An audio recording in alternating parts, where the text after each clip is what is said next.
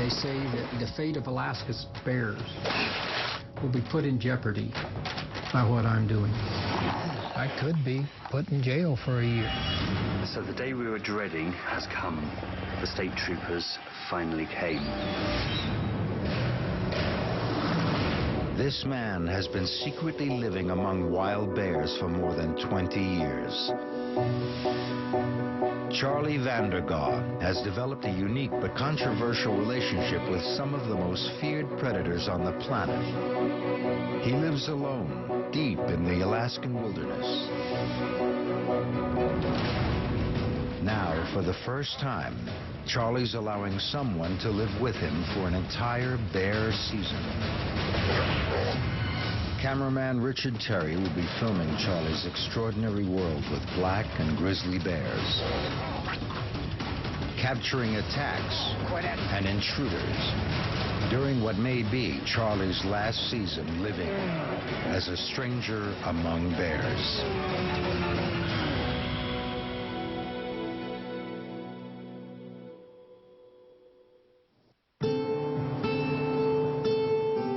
At Charlie Vandergaard's remote cabin, the daily upkeep is never-ending.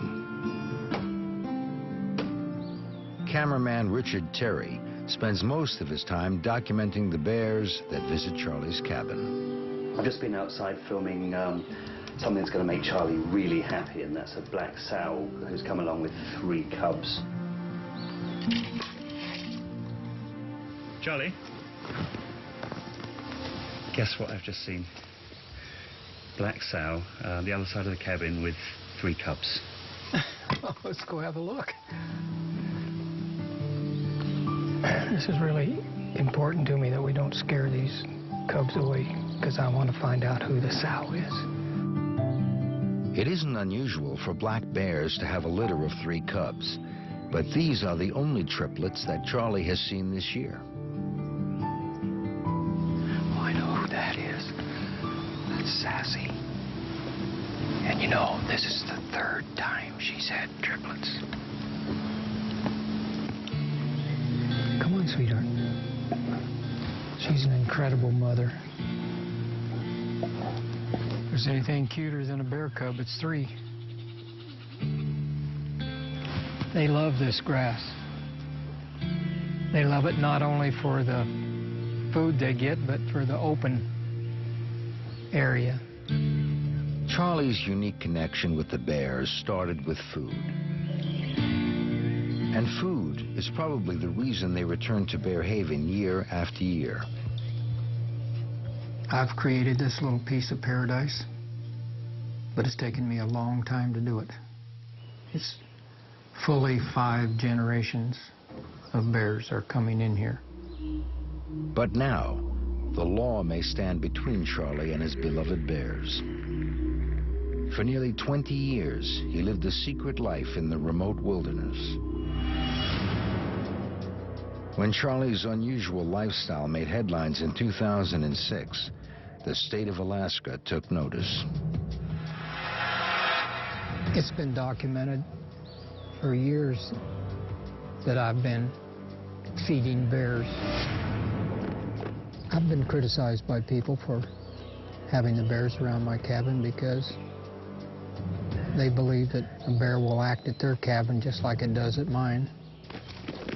Last year, feeding bears became a serious criminal offense. 50 miles away in Anchorage, the authorities suspect that Charlie hasn't stopped feeding the bears, and pressure is building to do something. We don't want to see wildlife fed for several reasons. One is that it compromises the animal if they lose that fear of people.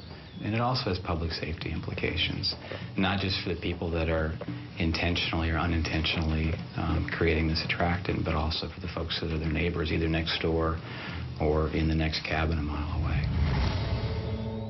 Feeding bears is now an offense that carries up to a $10,000 fine and possibly even jail time. But no food would likely mean no bears. And that's a scenario Charlie's not ready to face. He thinks he's found a way around the new law that threatens his way of life at Bear Haven. I could be put in jail for a year. So I've had to take advantage of a loophole that the state has created. And that loophole is that you can get a permit to bait bears. In Alaska, only hunters are allowed to legally feed bears. They can apply for a permit to put food out at a registered baiting station and lure bears into the sights of their guns. Charlie plans to apply for a bear baiting permit so he too can set up a feeding station. The no trespassing sign. Only his goal is simply to spend time with the bears, not shoot them. You gotta let me go. I gotta get down here and make us a predator baiting site. Cameraman Richard Terry is half Charlie's age, yet he's struggling to keep up. Charlie is really a remarkable man. He's hauled that canoe for miles to set up the bear baiting station. The effort at 70 years old it must take to make that sort of journey. There are not many people around who can do that. I'm truly impressed. Charlie, what's the plan now? I can have a bait station like anyone else, but I've got to get over here a mile as the crow flies from the cabin, and where I can legally post a sign saying that I'm going to bait bears. In my case, I'm going to feed bears.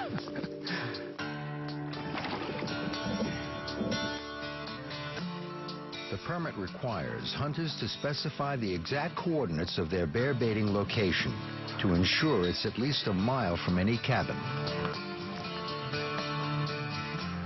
Charlie follows the course of a stream to find a suitable spot.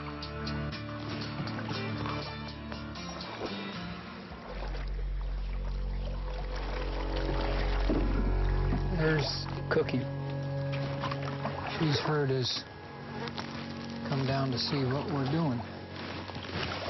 They have remarkable hearing. Cookie is a 400-pound grizzly. Her cub Coco is in tow. Charlie has known Cookie since she was a tiny cub, but familiarity is no protection. This grizzly is temperamental and unpredictable. Charlie keeps his distance. If I leave to go to the baiting site, they're going to be able to track my progress getting there just from listening for me. They know what I'm up to.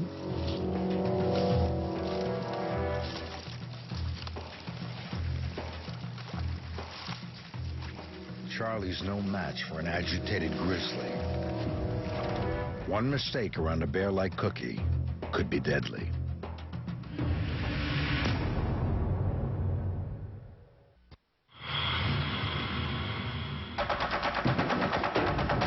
Charlie Vandergaard is in the middle of a plan to feed bears without breaking the law. Finding a bear baiting location a mile from his cabin is proving to be more work than he bargained for. What is it? Oh, we've got beaver dams. But I'm just going to fire right over this one.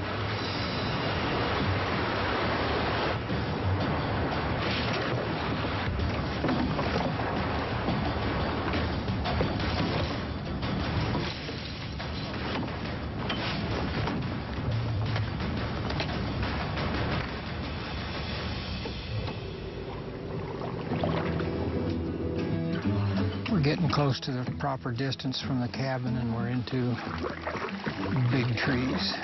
This feels like someplace that a bear would like to hang out. Charlie's goal is to work within the law, to create a bear baiting site he can find, but hunters can't. Cameraman Richard Terry is uncomfortable so far away from the cabin. Can I just ask you something? You do have a sidearm, don't you? No, I don't. You don't? No.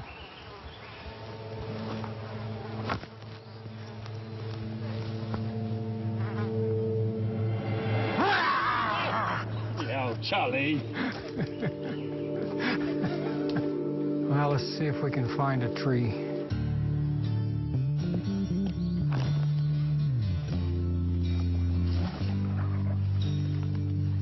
Charlie sees movement in the bush ahead.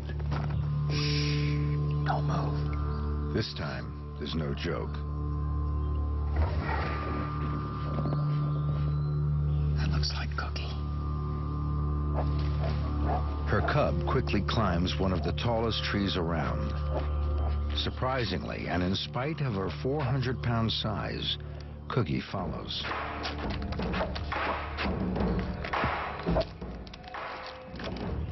That's amazing.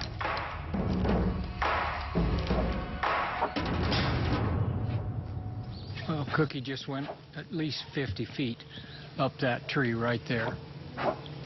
Is that normal? I've never seen a grizzly go that high in a tree. I've seen them go 20 to 25 feet, but never as high as she went. She easily went twice as high. Here she comes. She's going to come back down. What a climber. It's amazing to watch.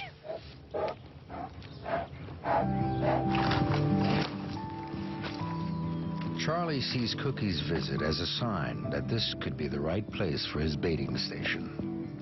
This is starting to look real good. We've got bigger trees, good cover, yet it's open enough to see the bears. This is what I'm looking for. Now all I got to do is take my reading. Charlie is marking the spot on his GPS device, and the information will be added to his bear baiting application. I want to call this Predator Station. Hate to leave here, but I've got a long upstream paddle.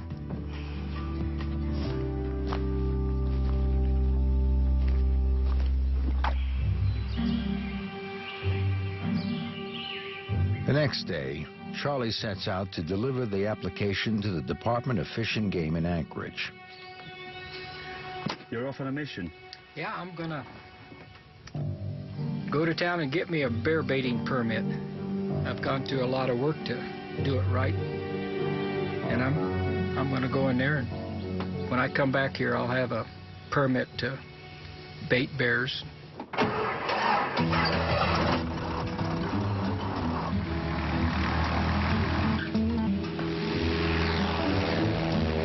Despite all his effort, there's no guarantee Charlie will be granted a bear baiting permit.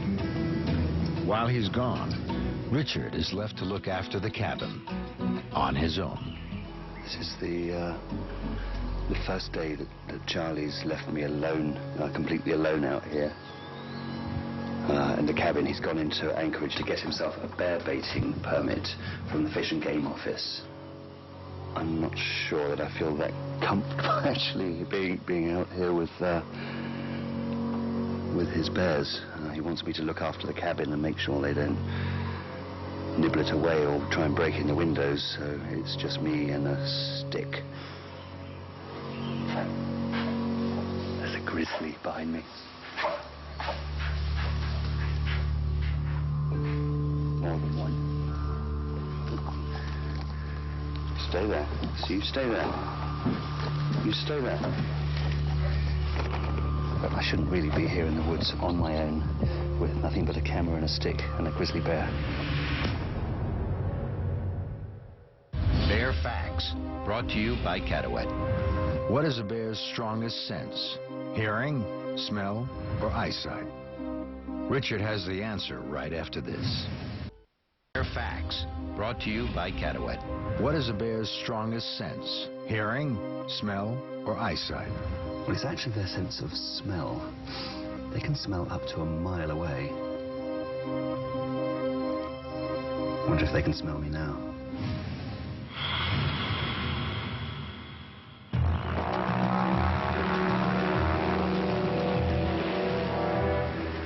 Charlie has returned from his visit to the Department of Fish and Game in Anchorage.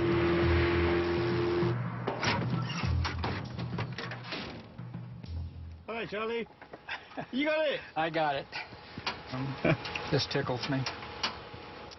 I feel a little bit better today than I did yesterday. Without proof that Charlie is still feeding bears at his cabin, the authorities had no real reason to refuse him his baiting permit. Life, as far as Charlie is concerned, is back to normal. But as much as getting his permit has been a triumph for him, Charlie's visit to the Fish and Game Department has left a bitter taste in his mouth. So, Charlie, when you went into the office, did it feel like the whole world was against you? I was nervous when I first went in there. It's like, to be truthful, it's like walking into the enemy camp. I've lived and survived over 20 years of hands-on interaction with these bears. Yet I can have some guy that's never touched an unsedated bear in his life telling me what mortal danger I'm in. I'm 70 years old. I've lived my lifetime. I'm realist enough to know that this could end at on any given day. Getting his baiting permit has taken a lot of time and effort, and Charlie is desperate to spend time with the bears again. Dawn finds him at the creek in the company of several black bears. So they're pretty good swimmers. You're a very natural swimmer. Aren't you worried that one might come and capsize the canoe? I watch pretty carefully. So who's this who's just turned up behind you? That's Rowdy. Come here, buddy. You gonna go for a swim?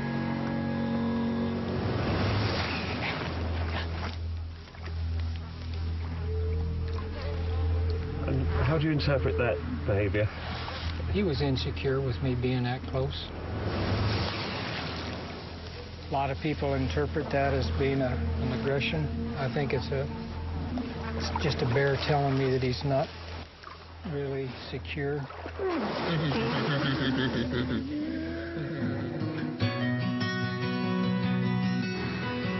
The success of his legal baiting site has left Charlie in good spirits, and he flies off to town to pick up more food. Everything seems well at Bear Haven. But while Charlie's away, surprise visitors arrive at the cabin. So the day we were dreading has come.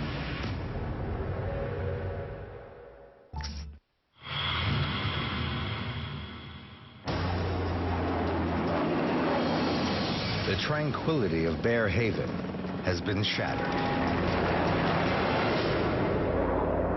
So the day we were dreading has come.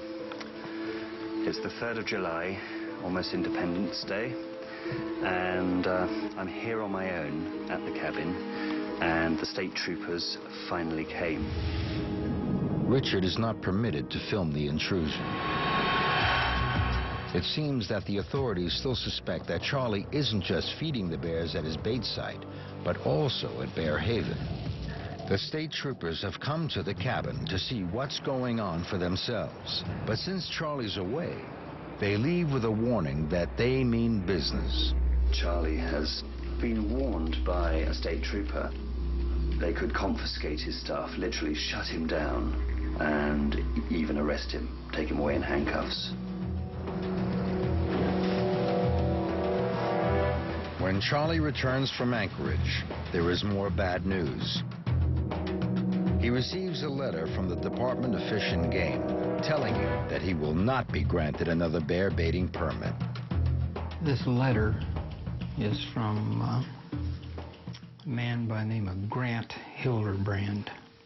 He's not too happy with me having a baiting permit. They say that ultimately the fate of Alaska's bears will be put in jeopardy by what I'm doing.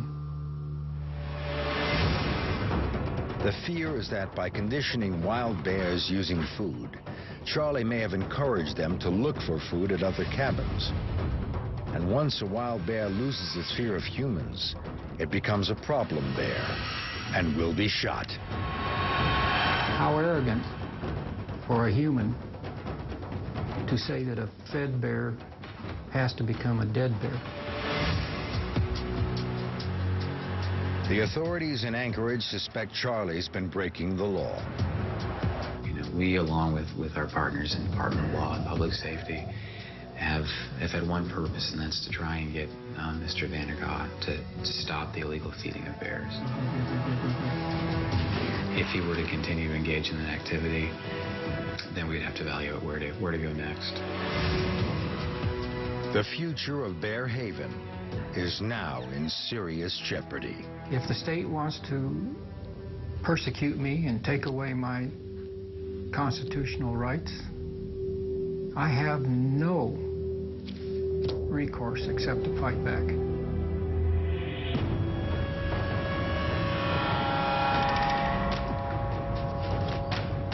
What are you doing? Bad bear. They're constantly tearing something up. Hey, pack it in.